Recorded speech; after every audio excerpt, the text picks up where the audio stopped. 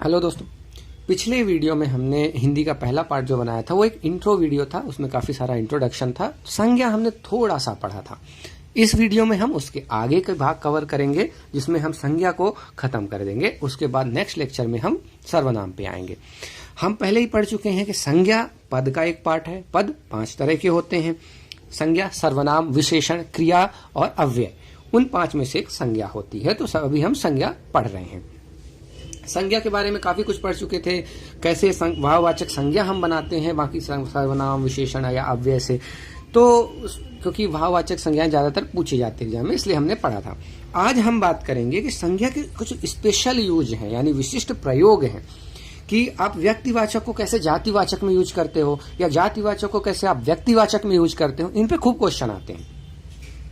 Question में एक statement दे देगा, जैसे आज के युग में भी हरिश्चंद्रों की कमी नहीं है। अब आपसे पूछ लिया जाएगा हरिश्चंद्र जो यहाँ यूज हुए हैं ये कौन सी संज्ञा है, तो अब गड़बड़ यहां हो जाती है। इसलिए ऐसे वाले यूज जो आते हैं एग्जाम में उनको हम पढ़ रहे हैं। आई थिंक आपको समझ में आएगा, और जब आपको समझ में आ जाएगा तो आप ऐसे क्वेश्चन बड़ी आसानी से कर पाओगे। 1 से 2 क्वेश्चन इस पे जरूर आते हैं हर पेपर में। अब देखते हैं व्यक्तिवाचक का जातिवाचक के रूप में कैसे यूज होता है। व्यक्तिवाचक और जातिवाचक के बारे में हम पहले वीडियो में बहुत अच्छे से, बहुत डिटेल में कवर कर चुके हैं। अगर आपने ये वीडियो पहला वाला नहीं देखा है तो प्लीज पहले आप पहले वाला देखें, तभी आपको ये वीडियो समझ में आएगा। पिछले वाले वीडियो का कंटिन्यूएशन है और आगे के सारे वीडियो कंटिन्यू रहेंगे, क्योंकि पद सभी समझ में आएंगे लास्ट वाले पद जब आप पहले वाले पदों को कवर करके रखेंगे। तो शुरू करते हैं। तो व्यक्तिवाचक का जातिवाचक में हम कैसे यूज करते हैं। जैसे आप एग्जाम्पल ले लीजिए, आज के युग में भी हरिश्चंद्रों की कमी नहीं है। अब हम जानते हैं हरिश्चंद्र जो है एक व्यक्तिवाचक संज्ञा है, किसी का नाम है। लेकिन अब यहाँ पे बात कर रहा है कि आज के युग में भी हरिश्चंद्रों की कमी नहीं है। तो यहाँ हमको समझना पड़ेगा सेंस क्या बोलना चाह रहा है। हरिश्चंद्र की बात नहीं कर रहा है, हरिश्चंद्रों की, यानी कि हरिश्चंद्र का मतलब यहाँ पे लिया जा रहा है सत्यवादी लोगों से। तो ये बोलना चाह रहा है कि आज के युग में भी सत्यवादियों की कमी नहीं है। तो सत्यवादी ना बोल के हरिश्चंद्र बोल दिया। तो इससे क्या हुआ कि एक तो सुंदरता आ गई लिखने में। तो लिखने वाले ये गड़बड़ करते हैं, वो सुंदरता के चक्कर में कुछ और कुछ का कुछ लिखते हैं, और जो बंदा डायरेक्टली समझ नहीं पाता, मतलब उसकी मीनिंग, वो कुछ का कुछ समझ जाता है। तो यहां हमको ये ध्यान देना है कि हरिश्चंद्र जो है सत्यवादी के लिए यूज हुआ है, इसलिए ये जाति हो गई। इसमें कोई एक आदमी नहीं है, मतलब जितने भी सत्यवादी पुरुष होंगे दुनिया में वो सारे आ गए। तो इसलिए ये एक क्या हो गई, एक जातिवाचक संज्ञा हो गई। ऐसे ही दूसरी देखते हैं, देश को हानि जयचंदों से होती है। जयचंद के बारे में हम जानते हैं। तो यहां बात क्या कर रहे हैं, जयचंद यानी भ्रष्ट लोग, एक तरह से ये बुरे लोग। तो देश को हानि जो है बुरे लोगों से है। तो बुरे लोग ना कह के वाक्य की सुंदरता बढ़ाने के लिए इन्होंने क्या बोल दिया, जयचंदों से होती है। तो यहाँ जयचंद का मतलब केवल जयचंद नहीं है, यानी बुरे लोग, भ्रष्ट लोग, उनसे मतलब है। तो इस तरह से उन लोगों की एक समुदाय को बात कर दी है, इसलिए यहाँ पे ये होगी जातिवाचक संज्ञा। तो आई थिंक व्यक्तिवाचक का जातिवाचक में कैसे यूज होता है आपको समझ में आ गया होगा। अब कोई भी अगर ऐसे क्वेश्चन आते हैं तो आप जरूर अच्छे से सही से अटेम्प्ट कर पाओगे। अब दूसरा आता है उल्टा इसी का। अब जातिवाचक का व्यक्तिवाचक में कैसे यूज हो सकता है, तो जैसे एक एग्जांपल से समझते हैं। गोस्वामी जी ने रामचरितमानस की रचना की। अब गोस्वामी जो है एक जाति है, लेकिन जब हम इसको पढ़ेंगे तो हमको तुरंत समझ में आ जाएगा तुलसीदास जी की बात हो रही। तो भाई जाति है गोस्वामी, तो उससे तुलसीदास कैसे। तो ये भी सुंदरता बढ़ाने के लिए गोस्वामी जी हम फेमस कर दिए हैं। गोस्वामी जी अगर हम बोलेंगे तो हम तुलसीदास की बात करेंगे। मोदी हम बोलेंगे तो हम नरेंद्र मोदी की बात करेंगे। अम्मा हम बोलेंगे तो हम जयललिता की बात करेंगे। तो ये नाम हम खुद रखा देते हैं और उसके नाम से हम जानते हैं। जैसे हमारे यहाँ के सीएम को हम मामा बोलते हैं, तो मामा हम बोलेंगे तो अपने मामा की बात नहीं कर रहे, हम तो सीएम की बात करें। तो वैसे यहाँ पे होता है। गोस्वामी बहुत होंगे, लेकिन अर्णव गोस्वामी भी शायद, हाँ अर्णव गोस्वामी भी तो एक गोस्वामी ही है। तो अब हम जब भी गोस्वामी जी की बात करेंगे और रामचरितमानस की बात करेंगे तो हम अर्णव गोस्वामी की बात नहीं करेंगे, हम किसकी बात करेंगे, तुलसीदास की। तो बस यही ध्यान देना है कि यहाँ है तो गोस्वामी एक जाति, लेकिन हम यहाँ यूज कर रहे हैं एक व्यक्ति के रूप में, इसलिए यहाँ पे व्यक्तिवाचक संज्ञा होगी। तो आपसे क्वेश्चन यही आएगा कि गोस्वामी जी ने रामचरितमानस की रचना की, उसमें गोस्वामी जो है कौन सी संज्ञा है। दूसरे देख लेते हैं। पंडित जी भारत के प्रथम प्रधानमंत्री थे। अब तुरंत ही आपको समझ में आएगा ये पंडित जी कौन है। पंडित जी यानी जवाहरलाल नेहरू। बाकी पंडित जी तो बहुत सारे हैं दुनिया में, लेकिन हमको नाम, जैसे ही हम प्रधानमंत्री की बात करते हैं वैसे ही हमको समझ में आ जाता है कि ये जवाहरलाल नेहरू जी है, क्योंकि हमने बोल के रखा है, हमने नाम रखा है। तो बस यही है कि जाति को हम व्यक्तिवाचक के रूप में यूज करते हैं। आई थिंक आपको समझ में आया होगा। लेकिन अगर आप पंडित जी के बारे में नहीं जानते हैं, अगर आप इंडियन नहीं हैं, तो आपको प्रॉब्लम हो जाएगी। आप तो पंडित जी समझेंगे, आप गोस्वामी जी तो गोस्वामी जी समझेंगे, यही प्रॉब्लम है। तो इसलिए सिमेंटिक गैप हो जाता है। जब भी दो भाषाओं में ट्रांसलेशन होता है तो सिमेंटिक गैप होता है। वो सिमेंटिक गैप कहलाता है कि एक्चुअल में जब भी, अब आप बताइए, आपको अगर इसको हिंदी इंग्लिश में ट्रांसफर करोगे तो कोई कीवर्ड जो यूज करोगे वो तो वही समझेंगे ना। उनको कहां से समझ में आता है तुलसीदास जी, या उनको पंडित जी का मतलब कहां से समझ में आता है कि वो अपने जवाहरलाल नेहरू है। तो ये सिमेंटिक गैप होते हैं। खैर, उसके बारे में कभी बाद में बात करेंगे। आगे चलते हैं। तो इस तरह से व्यक्तिवाचक को यातिवाचक में यूज कर लेते हैं या जाति को व्यक्ति में। तो ऐसा कोई भी क्वेश्चन आए तो हमको बनना चाहिए। अब आते हैं संज्ञा का पद परिचय। पद परिचय का मतलब होता है जो जो एक एक शब्द जो जो संज्ञाएं आई हैं उनके बारे में कौन सी संज्ञा है। पहले तो ये जानना कि वो पद है। पद हम जानते हैं 5 होते हैं: संज्ञा, सर्वनाम, विशेषण, क्रिया विशेषण, विशेषण, क्रिया और अव्यय। ये 5 होते हैं हमारी हिंदी में। तो वो पहले पता करना ये कौन सा है। फिर उसके बाद अगर संज्ञा है तो कौन सी संज्ञा है। फिर उसके बाद कौन सा लिंग है, फिर कौन सा वचन है, फिर कौन सा कारक है। इतना होता है ये संज्ञा के पद परिचय। ऐसे ही सर्वनाम का पद परिचय हम बाद में पढ़ेंगे जब हम सर्वनाम पढ़ेंगे, और ऐसे ही सारे विशेषण, क्रिया और अव्यय का भी पढ़ेंगे। अभी हम संज्ञा की बात करें इसलिए केवल संज्ञा की बात करेंगे। जैसे एक एग्जाम्पल से समझते हैं पद परिचय का मतलब क्या है। राम ने रावण को बाण से मारा। ठीक है, राम, रावण और बाण, यहां पे ये 3 संज्ञाएं हैं। अब देखिए, राम का हम पद परिचय करते हैं। तो राम जी जो हैं, अब हम वैसे ही राम जी की बात कर रहे हैं यहां पे, तो राम जो वर्ड है यहां पे वो संज्ञा है, हम जानते हैं, क्योंकि ये व्यक्तिवाचक संज्ञा, नाम है किसी का, तो व्यक्तिवाचक संज्ञा हो गई। फिर अगर हम बात करें इसका लिंग क्या होगा, तो ये पुल्लिंग है। ये हम अपने से जानते हैं, यानी कि हम पढ़े हुए नॉलेज के हिसाब से जानते हैं कि राम एक पुल्लिंग है। फिर कौन सा वचन है, तो एक वचन है। फिर कारक, कारक के बारे में थोड़ा सा अभी हम डिटेल में बाद में पढ़ेंगे, थोड़ा सा जान लेते हैं कि जो काम करता है उसको हम बोलते हैं कर्ता कारक।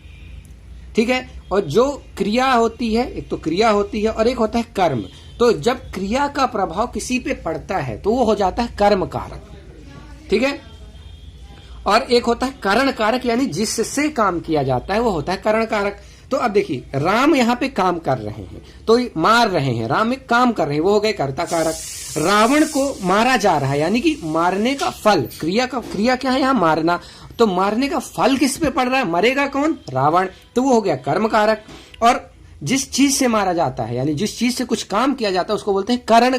तो वहां करण कारक, यानी बाण यहाँ पे होगा, बाण से मारा गया इसलिए करण कारक। कारक हम अभी डिटेल में पढ़ेंगे, कोई दिक्कत नहीं है। अब आगे बात करते हैं थोड़ा सा कि रावण यहाँ पे क्या है। तो वैसे ही हम जानते हैं रावण भी एक संज्ञा ही है।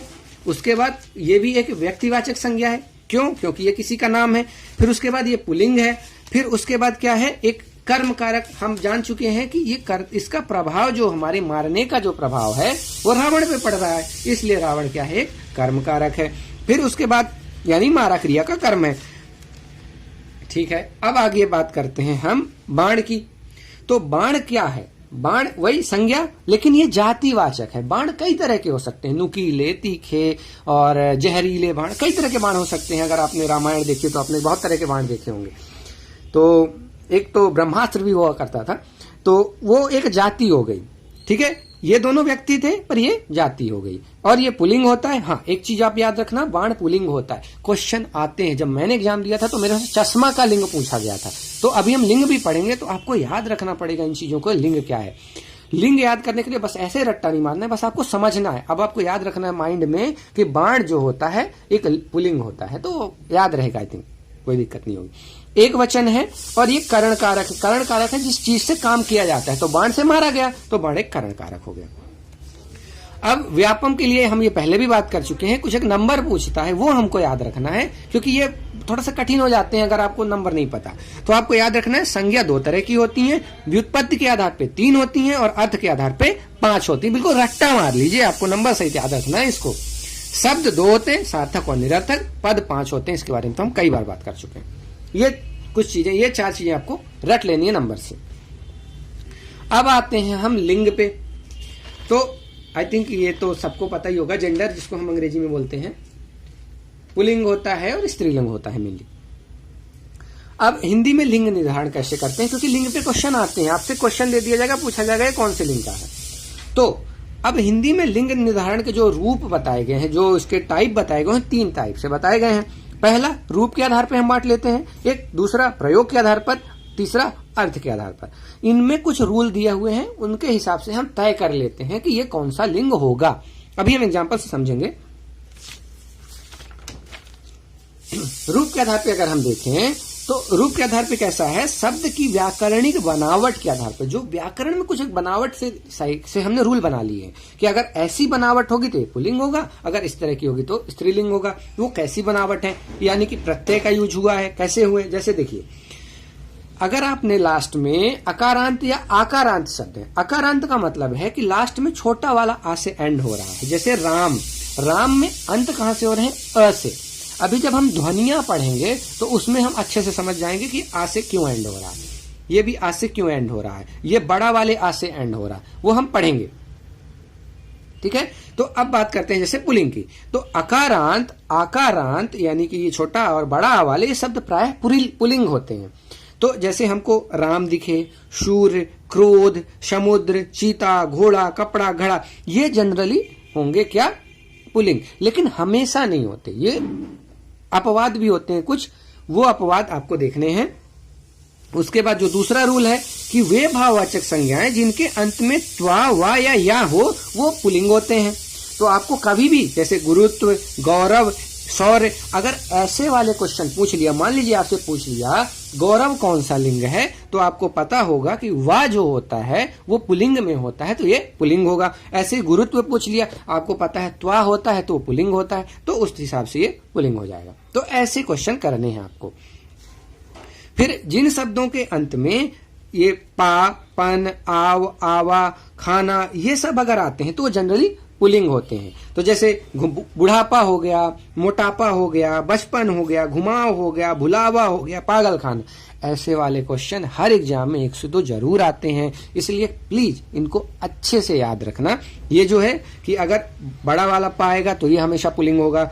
जनरली ऐसे ही भाववाचक वाले या फिर ऐसे वाले क्वेश्चन आते हैं, ये वाले नहीं आते, क्योंकि ये लोग जनरली पहचान जाते हैं आसानी से। तो इन चीजों पे आपको ध्यान रखना है, पता करना। ऐसे ही स्त्रीलिंग के कुछ नियम होते हैं, जैसे बड़ा वाला, कुछ जो बड़ा वाला आ होते हैं, यानी आकारांत शब्द जो होते हैं वो स्त्रीलिंग होते हैं। हमने देखा आकारांत वाले पुल्लिंग भी होते हैं, तो इनमें थोड़े से आपको ध्यान देना। जैसे नाम से क्लियर हो जाएंगे, लता, रमा, ममता, आप फील करें कि ये फीमेल ही है, तो फीलिंग से आपको पता चलेगा हाँ ये फीमेल है। इकारांत की अगर बात करें तो ये ज्यादातर जितने भी इकारांत यानी जिनका अंत ई से होता है वो प्रायः स्त्रीलिंग होते हैं, लेकिन कुछ एक अपवाद भी है। तो पहले स्त्रीलिंग देख लेते हैं, जैसे रीति, तिथि, हानि। इन शब्द को आपको अपने मन में सोचना है, बस ऐसे ही पढ़ नहीं लेना कि रीति, तिथि, हानि स्त्रीलिंग। जैसे रीति, हाँ स्त्रीलिंग, तिथि स्त्रीलिंग, हानि ये अच्छा स्त्रीलिंग। तो आप जब सोचेंगे तो आपको एग्जाम में याद रहेगा। अगर वैसे रट लेंगे तो आप जरूर कंफ्यूज होंगे और 1 मार्क तो आप जरूर गलत करके आ जाएंगे। ठीक है, उसके बाद अगर नहीं भी समझ में आता है तो बाकी 3 ऑप्शन पे ध्यान दो ना। अगर वो समझ में आ गए कि वो पुल्लिंग है तो 3 चौथा तो स्त्रीलिंग होगा ही। एलिमिनेशन टेक्निक यूज करेंगे, कुछ मिला के जुगाड़ करना है, अपने नंबर लाने, हमको 25 में से 22 से 23 नंबर लाने ही हैं। अब इसमें कुछ एक अपवाद होते हैं, ये आपको बिल्कुल याद होने चाहिए कि कपि, रवि, रपि, वैसे नाम से ही लग रहे हैं कि ये पुल्लिंग है। ऐसे ही जो बड़ी वाली ई होती है यानी ई का आरांत शब्द जो होते हैं, जैसे नदी, रोटी, टोपी, ये भी होते हैं स्त्रीलिंग, लेकिन इसमें भी कुछ अपवाद है। जैसे हाथी, हाथी तो मान लो समझ में आता है, ये बहुत इंपॉर्टेंट है। दही और पानी, क्योंकि ये जनरल यूज की जो ज्यादा चीजें होती हैं वो ज्यादातर पूछी जाती हैं। जैसे दही तो हम जनरली यूज करते हैं, तो ये क्या होगा, दही सुन के तो हमको लगता है स्त्रीलिंग हो सकता है, लेकिन है ये पुल्लिंग। ऐसे ही पानी, पानी से भी फीलिंग आ सकती है आपको स्त्रीलिंग होगा, लेकिन ये पुल्लिंग होगा। तो आपको ये याद रखना है। अब कुछ एक और चीज, जैसे आई, आवट, इया, आहट, ता, इमा, ये जो वाले स्त्रीलिंग यानी लिखाई, डिबिया, मिलावट, घबराहट, सुंदरता, महिमा, ऐसा कहीं मिले तो आपको तुरंत याद आना चाहिए कि ये तो स्त्रीलिंग है। तो ये रूप के आधार पर, यानी कि जो प्रत्यय लगे हुए हैं उनके हिसाब से हम समझ पा रहे हैं कि अच्छा ये स्त्रीलिंग है। अब आते हैं प्रयोग के आधार पर। जब बात करते हैं तो प्रयोग वाला ये कॉन्सेप्चुअल है, पहला वाला तो रट्टा था, ये कॉन्सेप्चुअल है। यहां आपको समझना पड़ता है कि ये स्त्रीलिंग होगा कि पुल्लिंग। कैसे, ध्यान से देखते हैं हम। जैसे विशेषण, कारक चिन्ह एवं क्रिया के आधार पर हम निर्धारण करते हैं कि पुल्लिंग होगा कि स्त्रीलिंग। तो आपको यहां से यह भी समझ में आना चाहिए कि विशेषण, कारक और क्रिया के आधार पर लिंग चेंज हो जाता है। जैसे अच्छा लड़का, तो जब भी हमने अच्छा एक विशेषण यूज किया तो हम हमेशा पुल्लिंग यूज करेंगे, ये हमको पता है। अगर हम अच्छी यूज करेंगे तो लड़की होगा, यानी स्त्रीलिंग। तो ये लड़का और लड़की किससे डिसाइड हो रहा है, अच्छा या अच्छी से, यानी ये विशेषण से डिसाइड हो रहा है। तो कहने का मतलब ये है कि वर्ड के पहले वाला यानी जो विशेषण आया है उसके हिसाब से डिसाइड हो रहा है कि पुल्लिंग होगा कि स्त्रीलिंग होगा। ऐसे राम, राम तो कॉमन है, पुस्तक और चाकू इनसे भी कुछ नहीं पता चल रहा है, लेकिन बीच में जो कारक चिन्ह लगा है उससे हमको पता चल जा रहा है कि ये पुल्लिंग होगा कि स्त्रीलिंग। जैसे अगर की, तो राम की पुस्तक, तो ये हमसे पता चल गया, यानी ये स्त्रीलिंग हो गया। राम का चाकू, का से हमको पता चल गया ये कि ये पुल्लिंग हो गया। अब ऐसे ही बात करते हैं, और राम ने रोटी खाई और राम ने आम खाया, ये ई और आ से हम पता चले। ई से हमने पता कर लिया कि ये स्त्रीलिंग होगी, आ से हमने पता कर लिया ये पुल्लिंग होगा। ठीक है, अब आगे देखते हैं अर्थ के आधार पे। अगर हम बात करें, सॉरी किसी का फोन आ गया था, ठीक है। अर्थ के आधार पे अगर हम बात करें तो अर्थ की दृष्टि से कुछ चीजें समान होती हैं, लगती है जैसी हैं, लेकिन यूज के हिसाब से, यानी उनका जब यूज किया आपने तो अर्थ के हिसाब से वो बदल जाती हैं। जैसे कवि और कवियत्री दोनों ही कवि को बताते हैं, एक मेल है और एक फीमेल है, बस अर्थ के हिसाब से हम समझ सकते हैं ये वाला मेल है और ये वाला फीमेल है। बाकी ना है तो दोनों ही कवि, अगर वैसे बात करें दोनों ही रचनाएं ही करते हैं। साथ में विद्वान, बहुत पढ़ा लिखा आदमी है तो आप विद्वान बोल देते हो, औरत है तो आप विदुषी बोल देते हो, लेकिन काम तो दोनों का एक ही है। बहुत पढ़े लिखे लोग हैं, बहुत ज्ञानी लोग हैं, लेकिन आपने अर्थ के हिसाब से उनको अलग बता दिया है। तो ये अर्थ के हिसाब से, ऐसे नेता का नेत्री, महान का महती, साधु साध्वी, लेखक का लेखिका, ये अर्थ वाले ज्यादा आते हैं। आपने कवि क्वेश्चन बहुत बार एग्जाम में देखा होगा, क्योंकि बहुत गलत होता है। इसकी वर्तनी भी पूछी जाती है, कवियत्री की बहुत बार पूछी गई है। हम व्यापम के सॉल्व पेपर भी करवाएंगे अच्छे से, उसमें आपको और क्लियर होगा कि आपको क्वेश्चन कैसे करने हैं। ठीक है, तो अब जैसे अर्थ के आधार पर हम कैसे समझ जाते हैं, आपकी महान कृपा होगी, ठीक है। अब महान आपकी जब यूज हो गया है, तो जब आपकी यूज होगी तो अब महान नहीं हो सकता, आपको फीमेल यूज करना पड़ेगा। तो महान की जगह आप क्या यूज करोगे, महती। ठीक है, तो महती से आप समझ जाओगे कि हाँ ये एक स्त्रीलिंग है।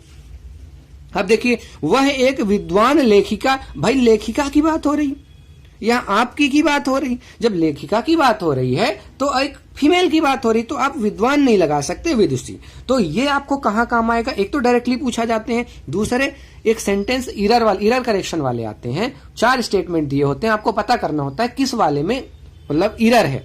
वो अगर आपको ये रूल्स नहीं पता है तो आप नहीं कर पाओगे, आप गलत ही करके आओगे। तो इसलिए आपको ये अच्छे से समझना चाहिए। आई थिंक ये वीडियो बड़ा हो रहा है, वचन रह गया है हमारे पास, तो वचन और कारक इनको हम नेक्स्ट वीडियो में कवर करेंगे। और धन्यवाद, अगले वीडियो में मिलते हैं।